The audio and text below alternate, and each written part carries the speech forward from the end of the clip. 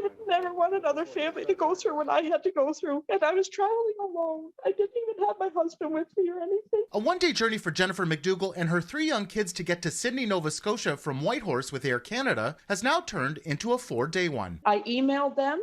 I've been trying to call them. Nobody is getting back to me. Nobody is responding to me. Nobody has communicated me with all through Air Canada yet. She says they left Whitehorse early Saturday, but after missing their connecting flight in Vancouver due to delays, rebooked for different flights to get to and out of Toronto. Once at Pearson, they actually caught up with the original connecting plane because it was delayed. When she tried to get on it to leave Toronto, she said an Air Canada agent told her she couldn't despite her appeals. I have 3 children with a 6-month-old baby. What am I supposed to do? Sleep on the airport floor? He's like, yep, I guess that's what you're going to have to do. And he turned his head and didn't look in my direction again. Forced to go to other agents in the terminal, she said she wasn't provided a hotel room for a flight in the morning, a trip that ended up getting scrapped. I'm done at this point. I'm in tears. My kids are in tears. I have a baby. I'm running out of diapers.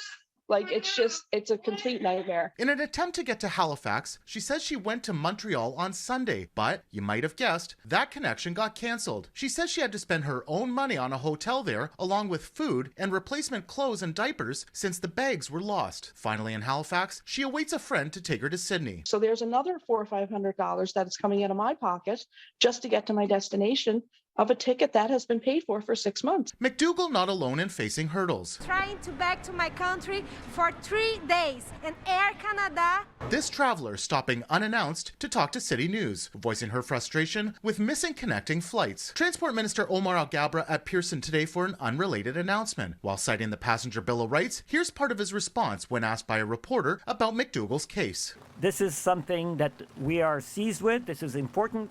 We worked on 4 years ago. We just recently added other modifications to our regulations to strengthen these regulations. It's a non-answer to a real problem.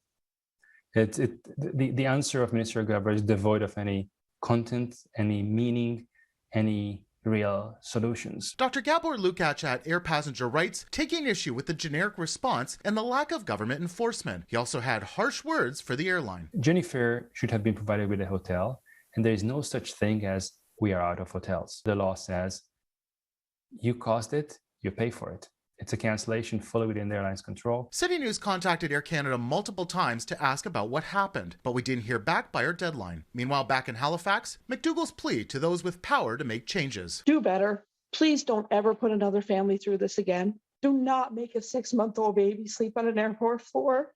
It was traumatizing for me as a parent to watch that and have to treat my children that way. We'll have more on this story on citynews.ca. In Toronto, Nick Westall, City News.